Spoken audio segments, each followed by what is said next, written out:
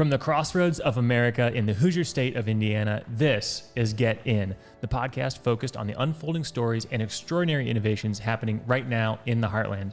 I'm Matt Hunkler, CEO at Powder Keg, and I'll be one of your hosts for today's conversation. I'm joined in studio by co-host Christopher Toph Day. Let's roll! CEO at Elevate Ventures, and Nate Spangle, head of community at Powder Keg. Come on. And on the show today is Jim Goldman, co-founder and CEO at Trava Security. Turned around, I pointed the dry erase marker at Scott, and I said, Scott, I want to run this company for you. That's awesome. Yeah.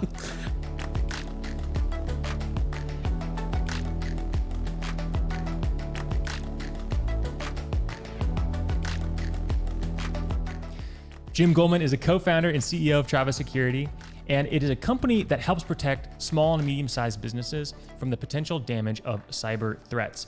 They are a Powder Keg Top 100 tech company in cybersecurity, and recently accepted this award on stage at Rally, the largest cross-sector innovation conference in the world.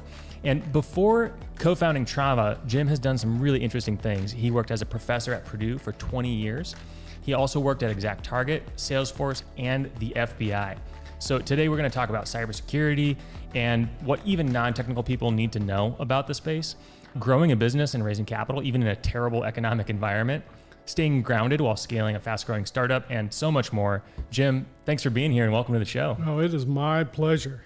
We are really excited for this because Trava has been doing some amazing things, and it's been fun to capture little snapshots in the journey, but I think this snapshot in particular is going to be really exciting, just on the heels of winning your Top 100 Tech Company Award and having a really successful presence at Rally. Thanks. We were shocked by the award, obviously very pleased as well. We were excited to hear about it, and excited to hear too about some of your success at Rally. Can you tell us a little bit about that? Yeah, it was the first time at Rally. It was the first time, so you never know what to expect, right? The inaugural year. Yeah, inaugural year. And so we went in not knowing what to expect, but my goodness, we had many great conversations and we've got some good leads and may lead to some opportunities. So really couldn't be happier. Us too. Even amongst all the things that we were doing with the awards and interviews, we had some tremendous conversations. We'll have to save some of that for a future episode. But today we're here to talk about your journey, Jim. And I have so many questions because I know a lot about what you've been doing here at Trava, obviously with the partnership that we have. But diving in a little bit more into your background, being at Purdue for 20 years, and before that you were in industry as well. Can you tell us a little bit about how you ended up getting into higher education from the traditional business world? You bet. So I describe my career as a zigzag, and I'm a big proponent of zigzag careers when I talk to younger people, as opposed to straight up one corporate ladder type of thing. I've done a wide variety of different things. If you go back even further than what I was sharing earlier, my first job out of undergraduate was I was a middle school math and science teacher. That's awesome. So that was my first job. What was the one lesson you learned from teaching middle school math and science? The sad part is it pays so poorly. If I could have supported my family, I'd probably still be doing it today. But The cybersecurity industry is grateful that you're not still doing that. Yeah. I think that around middle school is when all the kids start to freak out about math, right? Because you have that little thing called geometry. Yes. The theorems, exactly. is that when theorems happen? Yes. Yeah. Good, I get to know Pythagoras really well. Algebra, geometry, Yeah, trigonometry. yeah. Yeah, exactly. Fun Exactly. stuff. So then what brought you into industry in the private sector from being a school teacher? What's interesting is the computers were just starting to come into the schools. And so I went back and I got an MBA in Management Information Systems. And so that's then what gave me the bridge into being a director of Management Information Systems in industry, which is where I started. Do you feel like that timing was really important? Because I think about that today. I'm so grateful that I got introduced to computers as the internet was taking off. I was the first year in college that people outside of Harvard could have Facebook. It was right on the cusp. And I think about people graduating today and all the AI tools that are out there. There's these like pivotal moments. I couldn't agree more. Timing is everything. It's these little windows of opportunity open up in the universe, and you have to recognize them and be able to step into them. Yeah. Tell me a little bit about how you navigated that. The whole opportunity at Purdue is a good example. When I was in industry, again, this is a history lesson. This was before the internet, before TCP/IP. The really hot computer at the time was the Digital Equipment Corporation, VAXs and microVAXs. And many companies could now afford computers that couldn't have previously. Before it was, if you couldn't afford a mainframe from IBM, you didn't buy a computer. Yep. And what happened was I just happened to work for a couple of companies that had regional offices across the country, each with these microVAXs, et cetera. And so we had to figure out a way to get them to talk to each other. Today, people would say, what's the big deal? Back then, AT&T still had a monopoly. You couldn't hook a modem to the network. And so it was a challenge to figure out how to get computers to talk to each other over long distances. I happened to do it. And then Purdue... How did you do that? Well... It was these... Without getting too technical. Well, we'll get a little geeky. It was these things called multi-phase multiplexers. So you would basically chop up one digital line into multiple pieces and send little pieces of messages. And that was over copper at the time? Yeah. Exactly. Yeah. Exactly. That's so cool. Yeah, exactly. So then what happened was Purdue said, maybe there's something to this. And so they came up with this course that they called Data Communications at the time. And so they were looking for a faculty member to teach this one course in data communications, and literally was almost on a whim, but what the heck, I'll send off a resume. That's so cool. And long story short, I got the faculty position, and that one course turned into an entire degree program in network engineering, which we started very early on. I'm a paranoid individual by nature, so I started saying, there's some security implications here. Everybody thought I was ridiculous. Network security led to cyber forensics. I started a cyber forensics program there. And the rest is history. That's how the FBI thing came into. Oh, we got to go. That sounds interesting. Yeah. Math teacher, MBA to Purdue faculty? Yes, to industry, to Purdue faculty. And in industry, who are you with in industry? So I was with a couple of companies in New England. One was called Ventrex Laboratories, early biotech, very early biotech. And then I was just with a regional glass company called Portland Glass. That's really cool. Yeah. In those 2 decades working with all of those students, how did you encourage them to stay on top of the latest technologies? And I would imagine in any program, I saw this even at the business school, down at Kelley School of Business, kind of by the time you're teaching it in the classroom, especially as a marketing major, the social networks there are new social networks now, and the curriculum is based on what was 3 to 5 years ago. I would imagine it's pretty similar in technology, and it was probably more about learning how to learn. Well, absolutely, and that's what I most tried to instill in my students is the need for lifelong learning. But believe it or not, what we used, there were no good textbooks. I ended up writing 8 college-level textbooks in network engineering. But again, the irony of how do you keep up, or the lifelong learning thing, is we literally used catalogs, like data communications equipment catalogs. And I would teach the students, okay, here's what this device does, here's how it works. And then gradually we started building laboratories that had that equipment in it. Wow. That's pretty impressive. Yeah. So you were 8 textbooks. So did you distribute those individually, or did you go through one of the publishers? No, it's by Wiley. Technically, I only wrote 7 because one got translated into Chinese. So I didn't write that one, but it's pretty cool to see your name. It's all in Chinese, and it says James Goldman. That's great. That's awesome. So while you were 20 years at Purdue, you're a higher ed professor. Was entrepreneurship something you were thinking about, or were you just all in on what's going on with network information, cybersecurity at the time? Oh, I definitely was. And Purdue at the time was not nearly as positive about faculty being involved in entrepreneurship as they are now. What really struck me, I don't know, you guys have been around Indiana long enough. Do you remember when we first started talking about the Indiana brain drain? Oh, yeah. That all these students were getting these great educations, but there was no opportunities in tech for them here. And what really struck me was, even for the students that were still in school, like the juniors and seniors, they had tremendous skills already, but there was no part-time work for them in their chosen field. They were working at your average fast food restaurant. So I thought, okay, it's my old expression, somebody ought to do something. Okay, I'm somebody. So I started a consulting company when I was a faculty member. And I would employ my students as 1099s, and we'd do consulting work. That's great. I love that. And what year was this? So that would have been probably 2005 to 2011. 2011 was my last year there. So you started your career out in New England. Besides like Purdue and this open role, like what brought you into Indiana? Like what was like, oh, I've heard some good things, some bad things. What have you, what were your thoughts coming from New England to Indiana? So that's actually a funny story. So I applied to Purdue, right? It was like around Thanksgiving. Didn't hear a thing, not even a thank you for your resume, anything, right? So I'd totally forgotten about it. The next February, I get a call.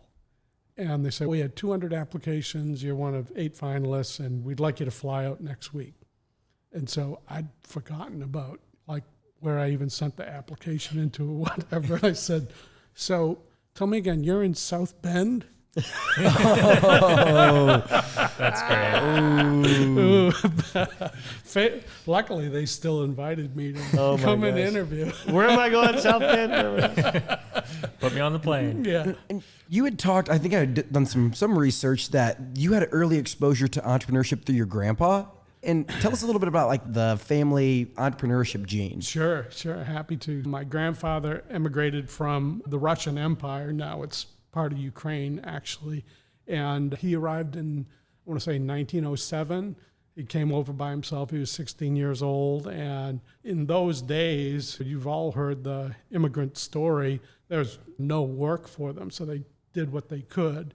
And so he became a junk dealer. So he was an independent junk dealer outside of Boston. And at first he had a horse, then he had a truck, and he would go into Boston and tear out the old boilers from the office buildings, that kind of thing, and he'd bring them back to his yard, and he'd break them apart.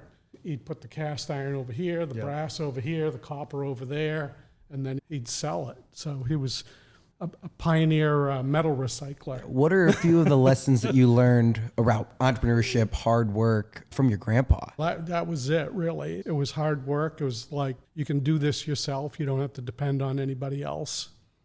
I think it's just so amazing to get to witness that firsthand. I was fortunate to have a grandpa who's also an entrepreneur, and then another grandpa who's a farmer, which is kind of entrepreneurial too. 100%. Talk about independent businessman. And it's just like a paradigm shift. Right. And something I took for granted growing up was that, oh, this is a totally legitimate career path. Mm-hmm. And a lot of people don't necessarily get that message, and is a big part of why we do this here with Get In. Right. Telling these stories so people can hear and see, yeah, it's totally possible, even if you're a professor at the time. Do you have advice for people that might be in higher ed? Maybe they're a professor at any of the esteemed universities around the country that are wanting to keep the door open in the private sector, but they're enjoying teaching, but hey, after I do this, I want to join the private sector. What would you say to those professors? I think it's not like an either or, right? You can't wait and say, I'm going to do that later. You have to almost build those muscles over time. So you have to take that chance, step out, start some kind of entrepreneurial activity, even if it's small, while you're in there. And then that way it's just a shift in the percentage or a shift in the balance, right? Mm-hmm. Eventually you teach less and you do more in the entrepreneurship thing. Actually, the FBI thing came along while I was at Purdue, but that worked out well because at the time at Purdue, in my last few years, I was only teaching graduate courses a couple nights a week. So I could spend most of my days working for the FBI. Is that unclassified now? Can you talk about what you did with the FBI? I can talk in general terms. Okay. Yes. Yeah. Kind of a joke I like to say is I was everyone's worst nightmare, a cyber nerd with a gun. Okay. So like while you're a professor at Purdue, the FBI calls you up and you're like, uh-oh, what have I done? Yeah. So I'd started the cyber forensic program, as I said, and then we got some funding to start to figure out how to reverse engineer malware. So malware was a new thing. Mm-hmm. And what occurred to me, okay, it's just software. We ought to be able to reverse engineer this and figure out what it's doing. So I got some funding, had a couple of grad students. We started trying to figure out how to reverse engineer it. But this was like in 2000. The FBI was trying to build their capability in that area around the same time. I was actually working for the Indiana State Police already at that point. And then through that, the FBI heard about the work I was doing, came to see me. In a positive way? In a positive way. Just wanted to clarify. Black SUVs roll up. And then they said, could you get a top secret clearance? I said, sure. So that's another whole story we probably don't have time for. But got the top secret clearance, went to work for the FBI as a task force officer. Were you still a professor? So you're doing both of these. Right. You're a top secret FBI agent and a Purdue task force Not officer. an agent. That's still pretty cool. Clarification. Yeah. Can you just, for the listeners that might not be as hip to cybersecurity, 2000s, what does malware look like? Give me the 10,000-foot flyover. Yeah. What were you solving there? In a lot of cases back then, it was malicious code embedded in Adobe files, Adobe PDF files. So people would just innocently open up a PDF. They used to be able to embed code in the PDF. So when you opened it, that code would execute, put some malware on you. This was like the heyday of piracy too. Like Yeah. Napster had taken off. There were all kinds of torrent downloads of pirated PDF Right. textbooks, things Right. like that. And there was just so much naivete Yeah. in general, in the general public. For instance, we worked on a case where someone had launched what's called a watering hole attack. So what that means is you're innocent, you're not doing anything wrong. This was a person that was a bank employee that went on to like their local TV station to check the weather. Well, unbeknownst to them, that local TV station's website had been infected. Yep. All right, they got the infection, bank ends up being exploited. Do you have any other stories of those, like, I don't know, like stories around people that accidentally expose your company? Because I think when people think through cybersecurity, they're like, okay, just don't click on the links in the suspicious emails, report it as phishing. There's a few trainings that you sign up for, but I'd be curious to hear of like other creative ways you're seeing cyber attacks Can I happen. tell you my favorite? Yes. Is when our team gets emails or texts from me that say, hey, Kevin, can you please transfer $1,000 as fast as you can? I need help. I'm on the road and I need $1,000 for blah. But in gift cards, right? Like I need And I'm gift not cards. kidding you, every once in a while, and this happened to the last company too. Oh no. People start freaking out and they're trying to get a hold of somebody else in the company, like Toast stranded on the road and he needs money. What? I need to figure out how to get this money to him. And people are like, "Whoa, no. He would never ask for that." So It's crazy. So you're absolutely right. And the same thing happens with us whenever we get a new employee. I think it's because LinkedIn got hacked several years ago. So everybody's LinkedIn information, phone numbers is available. So as soon as anybody posts that they started a new job at Trava, they get a text supposedly from me saying a similar thing. Yeah. So what we did was we added a slide to our onboarding deck, right? And just warning, et cetera. What's happened this last time we onboarded an employee is we didn't even get to onboarding and he'd Bam. already Already hit him. gotten a text. Wow. It's amazing. The boldness of these people trying to get a cybersecurity company with a cyber attack, right? There's 1,000 other companies you could choose. Yeah, I've even noticed DocuSign. Something's gotten into DocuSign recently. Yes. And I'll get these Random things to DocuSign sign things. all the time. It feels like it's almost daily. I got the same thing. What are the top 3 things right now that people can do to protect themselves from cybersecurity attacks? Whether they're a CEO, Hire Trava. Well, that's number one. that's number 1. We'll call that 1A. The simplest thing that I've heard is count to 3. In other words, Yeah. we're all Think. we're all so busy, right? We got too much in our inbox, and they're getting better and better, at what they're sending us. And so it's, if you click on something, you open it, it's don't do anything. It's almost take your hands away from the keyboard and count to 3 and say Before you click the link. before you do anything. We're so used to click and go. Yeah, yeah. We do a lot of testing internally, and I will confess on the air, I got caught, all right? sure. Now, the way I got caught is I've got back-to-back meetings all day long, and I got some kind of email from a calendar that said I was missing a meeting or something like that, and I'm like, I won't tell you what I said, but it's like, Yeah. how can this happen, right? And so I click. Oh. And then how did you know? What are the telltale Well, signs? because it was a test, and it came Oh, it was a test. It was a test. Gotcha. Good thing it was just a test, No, not I failed the test. not a real. Yeah. It's human nature, right? Right. And that's exactly what cybersecurity attacks are And preying off of. that's why you have to change your human nature, especially in the business we're in. It's fix it right now. I like that. Count to 3. Yeah. Are there any other quick hit ones like that everyone should know? Have a good system in place, whether it's software or just internal process, so that you're able to forward anything suspicious. Better to forward something that is legitimate that you think is suspicious than the other way around. Yep. That's great advice. I'd love to dive into, right? So you were at Purdue for 20 years. You're helping out with the FBI and the state police. What brought you back into the private sector as you transitioned out of Purdue? Can I ask one question before we go to the next phase? Yeah. I want to go back to the university real quick. I'm curious what thoughts you have around tech transfer, university innovation. Like if you were the president of a university, what radical changes would you make to unleash and give a better opportunity for tech transfer and commercializing things to attract the best entrepreneurs that have the best shot at taking whatever that thing is and commercializing it? At the risk of offending an infinite number of university people, don't put PhDs in charge of entrepreneurship. Ooh. And why is that? Because PhDs went to school to study who knows what. They're lifelong learners.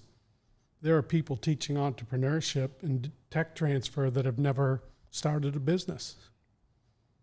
How important was your previous professional experience to your success as a professor? I think it was critical, actually. But what you have to remember is I don't have a PhD. I have 2 master's degrees, and I taught at one of the finest universities in the country, if not the world. Great opportunity. I don't know that they'd hire me today. Yeah, that's interesting. I like that advice. Get more people from industry into positions of decision And making. it's interesting. We talked about this with an episode with Dan Hanrahan of Sigster, who was an entrepreneurship major, just like you, right? And it's how much of entrepreneurship is learning in the books, right? Versus how much is just like going out and doing it. Same thing with the professors, right? It's like you get someone who's done this before and it's like, that's not how it is in the real, in the textbook, it's like that. But in the real world, it doesn't quite work like that with Matt's NDA. 100%. Yeah, Yeah. exactly what I'm saying. I think that's right. Yeah, one of my favorite professors at IU was Jerry Hayes, who taught the venture capital class and had gone out and raised venture capital during the dot-com boom. And then went on. He lived it. Yeah, he lived it. Exactly. And like literally has built now a qualified accredited investor course because he actually knows how to do it. He's done deals on both sides of the table. I think this is a subtle plug. Isn't Elevate and Gary, didn't they just drop the Venture Bible? You can get it for free from Elevate's website. Yeah, that's so right. I just saw Landon post about that, and I actually downloaded it. So. Yeah, we're really excited about what he's doing. We got to get him on the pod. And the SEC is entertaining rules right now. I know. That to change the accredited investor rules, where if you get I'm missing the words, but basically Jerry's developed a curriculum, right? That you can read, study, and take a test, and that could end up qualifying you as an accredited investor, which is really exciting. Could be game changing. Another great example of someone from industry making an impact in higher education, which is awesome. Yep. Talk to us a little bit about going from higher ed back into the private sector, because I imagine that's a hard change to make after 20 years, 2 decades. Yes and no, because remember, I had my consulting company the whole time, right? And it was almost like I knew the time was right to be done with higher ed. Now, this is an interesting story. ExactTarget was really starting to hit the steep part of its curve in 2011, and they had a posting for their first vice president of information security because much like many of the companies Trava deals with now, they were trying to sell to the international space, enterprise space, getting pushback on the lack of maturity of their security and compliance program. So the irony is I go to interview for the job, and who am I interviewing with but a former student? Oh, wow, that's wild. That's awesome. great. No way. Tables have turned. Yeah, Dun, dun, dun. Did you feel good about that, or were you nervous about that? Did you get that student an A? I felt good. Actually, ironic. Go back and check the books. You know, I'll drop the name, Tim Horho. You know, Oh, Tim Horrell, he's yeah. awesome. Tim's I great. love that. That's great. So he was a student of mine, and I've probably had thousands of students, but you remember a handful, and Tim was one I remembered, right? Sure. And so anyway, it was great conversation, great interview, got the job, and he was my boss. So I was Speaks his to the power of professional networks. Yeah, I was his professor. He was my boss. Never burn a bridge. Yeah, exactly. Life goes in circles, right? Exactly. Yep. Tell me a little bit about that journey. ExactTarget to Salesforce. You're learning now. You're full time in industry. Right. It's no longer moonlighting. You're drinking from the fire hose at a fast growing In one of the hottest companies. in one of the hottest Right. companies in So- the Midwest. You all know the ExactTarget story. It was the best years of my life in terms of jobs. You just couldn't beat the culture and what was going on there. And so we had a lot of success. We worked very quickly to get them ISO 27001 certified, international certification. Made a big deal because we had all the biggest banks as our customers, Yep. you name it. And so security was really a big deal. And then in summer of 2013, we were acquired by Salesforce. Became the Salesforce Marketing Cloud. So I became CISO of the Salesforce Marketing Cloud, and they kept adding companies. So that went from 3 companies to 6 companies, that kind of thing. And I just built out the consistent security and compliance processes across the Marketing Cloud. Then the thing that most people don't realize about Salesforce is it's just 50 or 55 acquisitions jammed together, each of which came with their own security and compliance program, or more often lack thereof. And so in 2016, they asked me to do what I'd done for the Marketing Cloud for all of Salesforce globally. So I became the first vice president of security, governance, risk management, and compliance for all of Salesforce. I did that till December 2019. Are you ready to transform your brand with award-winning video content that captures your vision and connects with your audience? Check out Alchemy, the experts at building your brand using video. From story-driven social media snippets that leave a lasting impression to compelling full-length documentaries, they have got the expertise to take your brand to the next level. Alchemy is actually our video partner here on Get In, and they do amazing work. All of the videos across social, across YouTube, all of that is done by Alchemy, and they're an amazing partner to work with.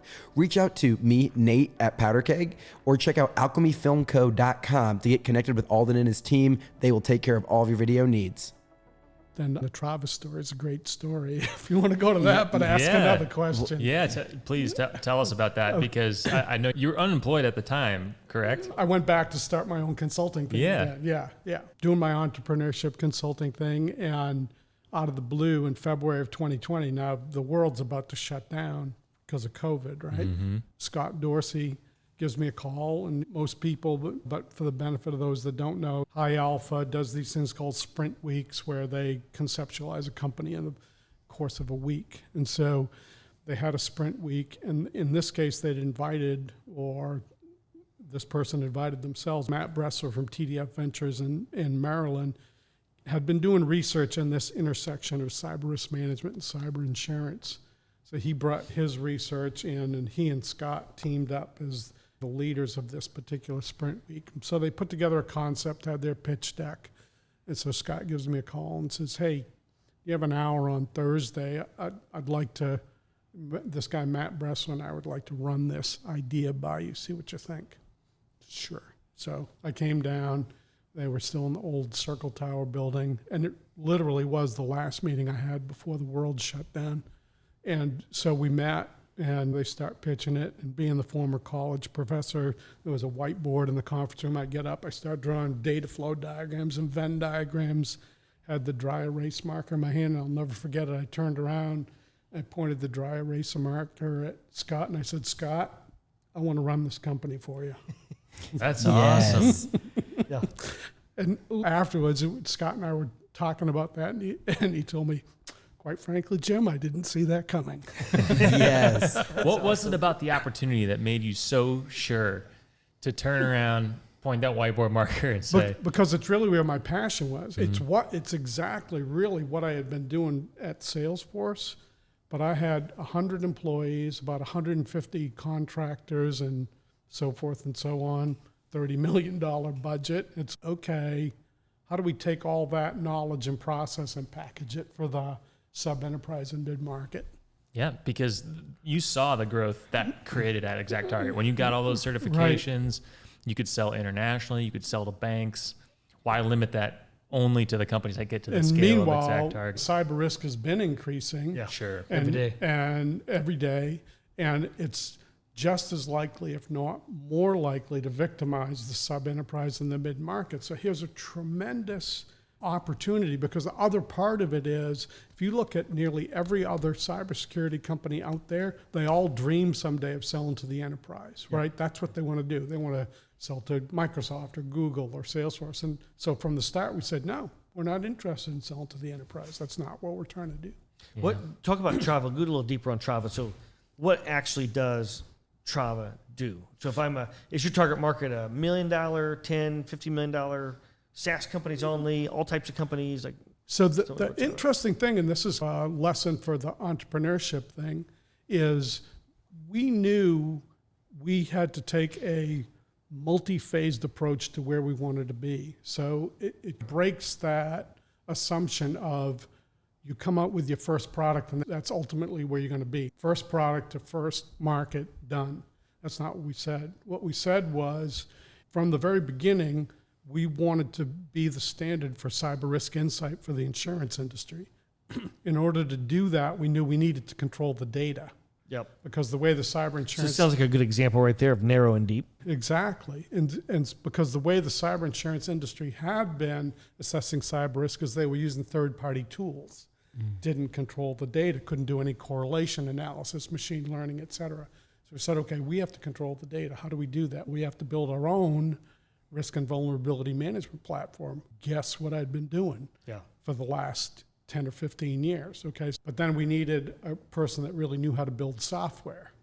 So you got one old guy, right, with 30 years of cyber risk experience. So luckily we found another old guy in Rob Beeler who had 30 years of software engineering. So we built this risk and vulnerability management platform, which you're right, at first we brought to SaaS companies to get quick feedback. Is it right? Is it effective? Early adopters. Early adopters, right? Gathering the data, starting to do the machine learning and the correlation analysis. Now we're ready to bring something to the insurance industry and say, hey, we can give you better cyber risk insight, cut your losses, cut your claims, et cetera. So now, just in the last 6 months or so, we've made that pivot from only selling direct to mostly SaaS companies to bringing our platform to the insurance industry. That's interesting. I love that. Tell us a little bit about what that's as an entrepreneur, going from your original target market to now broadening that scope with a bunch of partners that could help you resell, larger contract sizes. You're really like moving up market. The other thing that I'll go back to, and it's something we talked about, is the lifelong learning, is we knew we needed to be involved in the insurance industry. So both Rob and I got our insurance licenses in the state of Indiana. Nice. Not easy to do. Yeah. Property and casualty insurance. So we're like licensed insurance agents, so we can talk the talk. Granted, we don't have 30 years of experience in it, but we are legitimate. We're all covered here, Jim. Thanks. Yeah. But you have 3 friends that you could introduce me to. Are you influencing how policies are underwritten now? Are you seeing any impact that your technology is having with your customers, and they're actually changing their actually policies? we got a really good example. So an insurance agency that was using our platform put in an application to a carrier, came back with their own scan that I was talking about, and said, you got this problem, this vulnerability came up, and it's going to be $12,000 a year for your policy. And so that agency sent us what the carrier had provided. We ran our own, we told the agency to run our scans on our platform. And then we looked at the two and we said, oh, that IP address doesn't even belong to this customer. And we said, hey, send this back to the carrier. Wow. So went back to the carrier, said, you're right. and the premium went from 12,000 to 9,000. Oh, Holy cow. That is massive. Yeah. So that's just one example. So you're talking billions that's sitting out there like that? Potentially, yeah. But the other part that it does is it assures that the carriers are writing better policies with lower risk, right? Lower claims, lower losses. But, and this is a massive problem that you went to bat trying to build during a global pandemic. Your first scale-up company from the ground up as a CEO and co-founder. What were some of the biggest lessons you learned through that trying time of like really growing a company, got to $1 million ARR quickly, got to a Series A round of funding quickly, now partnering with insurance companies, all within really 3 years? 3 years. The first thing that's really, again, a lifelong lesson is when you find an opportunity or a problem to solve, if it was easy, somebody would have already solved it, right? Yeah. That's very true. And that's where we started. Now, if you look at it, you've got the cyber risk industry on one side, which changes daily. It's brand new. And it's only been around since I was at Purdue, right? Brand new industry. On the other side, you've got the insurance industry, which has been around for 200 years and really hasn't changed much in 200 years. And so visually, we had this idea of these two industries with this huge chasm in between them, and we wanted to be the bridge, the data bridge, if you will. So if you look at It sounds like some good Quick, Jim, yoga. I'm on the road. I need $1,000. Yeah, Why gift cards. You want two? that was it just interrupted my whole punchline. If you look at the Trava logo, it is a bridge with a strong truss under it that bridges the gap between the cyber risk industry and the cyber insurance industry. Yeah, and I wanted to just talk about some of the momentum as we get close to time here. I know you were just a top tech company in cybersecurity, top tech company voted by Powder Keg, on stage at Rally, accepting your award. What are a couple of the other big wins that you've seen in those last 3 years? I know Matt mentioned Series A, million in ARR. Yeah, you know the statistics, right? Only 4% of startups ever reach $1 million in That's exactly ARR. right. It's insane. Yeah. The numbers are insane. And it's similar. It's 60% of companies that get a successful seed round aren't ever able to close a Series A round.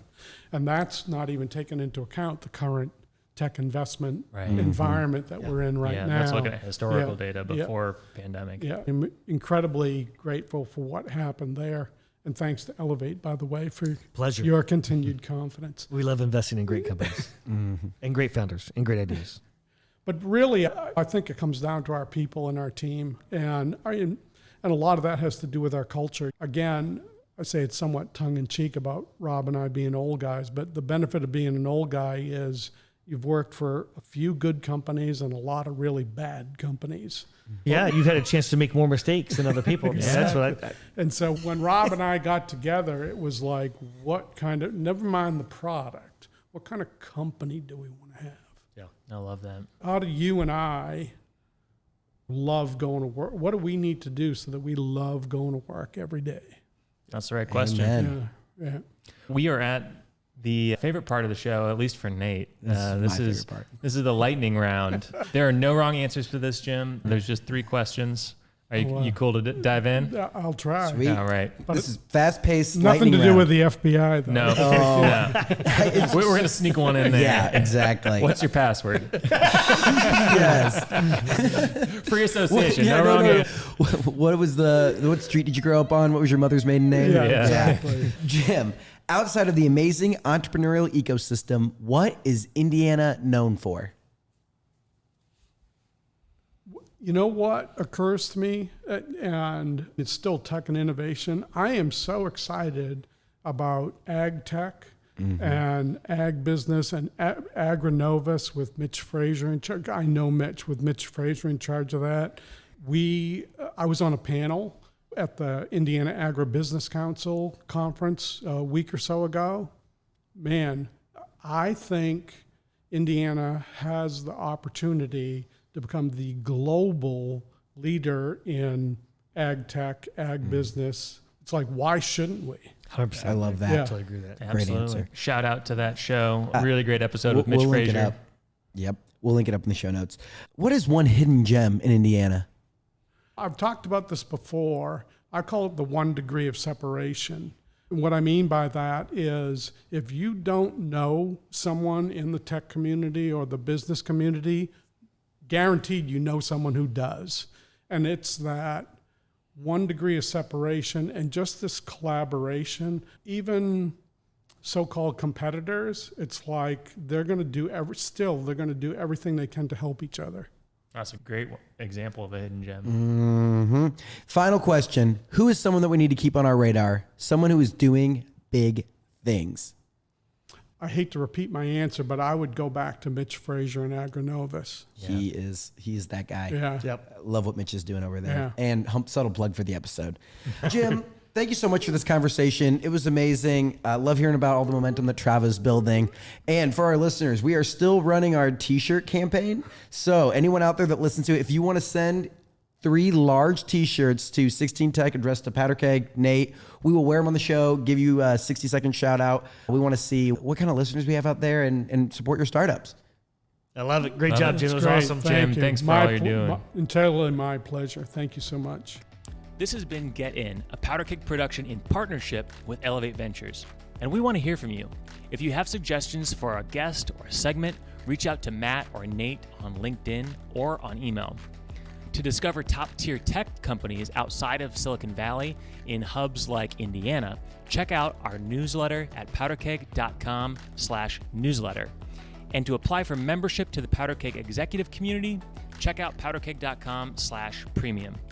We'll catch you next time and next week as we continue to help the world get in. Since you just listened to this podcast, you might be thinking about starting one for your company. Lucky for you, our partners over at Casted have you covered.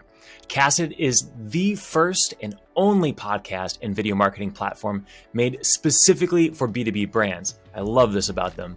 The platform makes it possible to publish, syndicate, amplify, and measure the value of your podcast and video content. In fact, we use it for our podcast here at Powder Keg.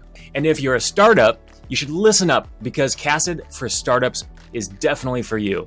They are offering exclusive deep discounts of up to 82% off retail price for qualifying startups.